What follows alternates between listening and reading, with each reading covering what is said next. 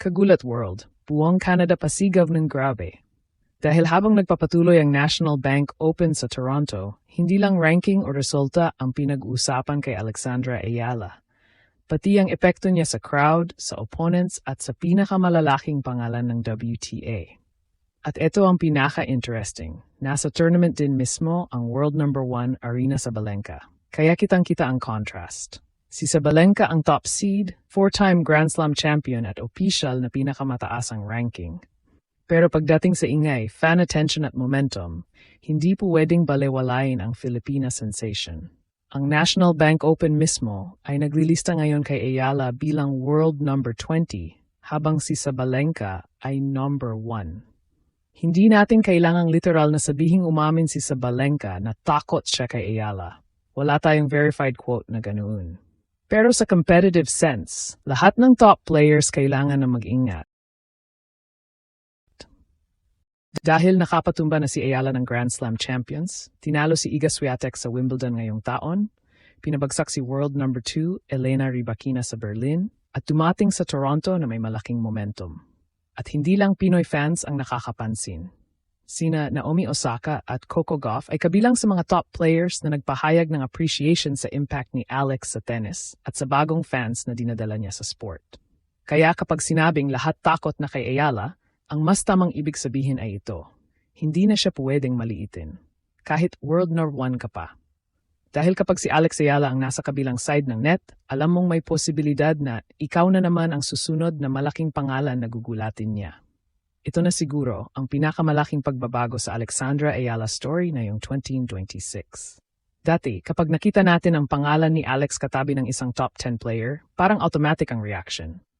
Grabe, ang hirap naman ng draw. Ngayon, parang baliktad na. Kapag may big name player na nakikita sa posibleng path ni Alex, ang tanong ng maraming fans, kaya nilang pigilan si Ayala?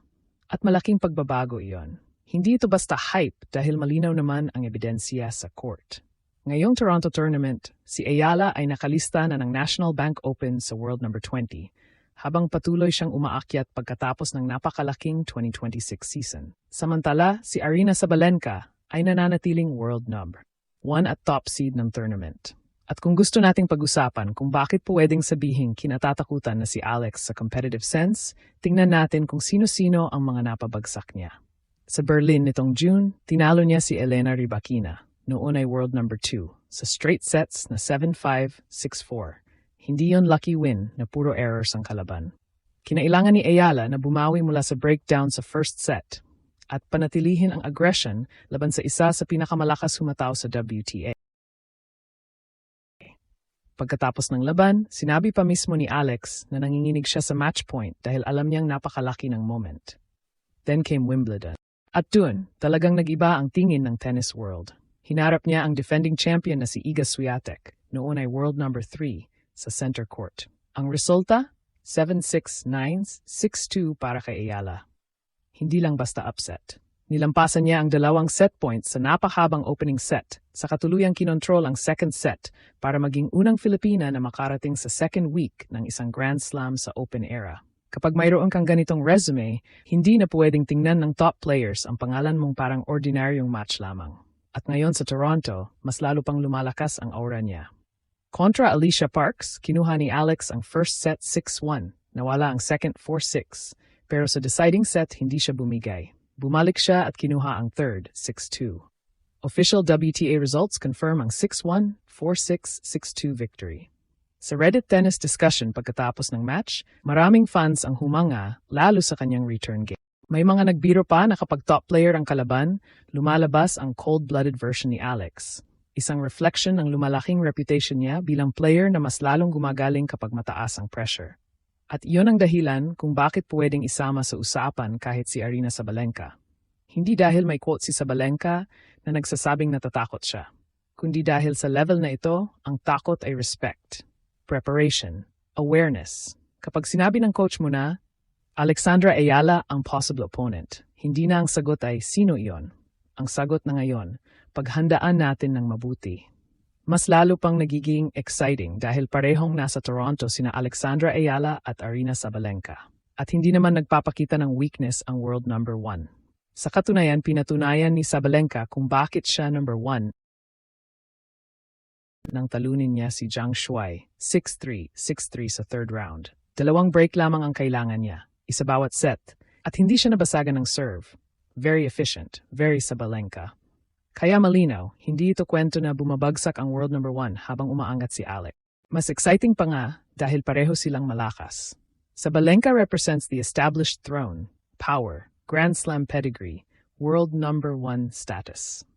Pero si Ayala, siya yung player na mabilis na umaakyat at wala nang gustong makita sa kabilang side ng draw kapag naka-form. At kung may isang bagay na nakakatakot sa isang established champion, hindi yun isang player na puro hype.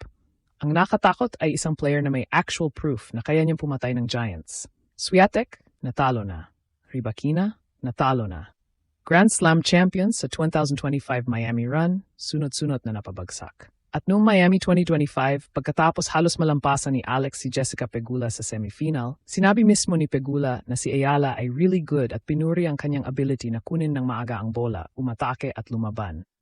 Ngayon, ibang level na. Dahil hindi na lang potential ang pinag-uusapan. May Wimbledon results na, may top 2 victory na, may WTA breakthroughs na, may crowd phenomenon, at may ranking na papalapit ng papalapit sa elite. Isang napagandang indicator ng kanyang popularity ang nangyari sa Australian Open noong January.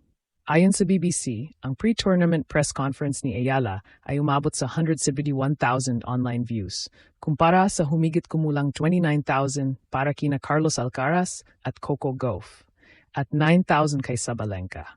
Hindi ibig sabihin nito na mas malaking player na siya competitively kaysa sa world number 1, pero pagdating sa attention ng Filipino audience, napakalaking phenomenon talaga ni Alex.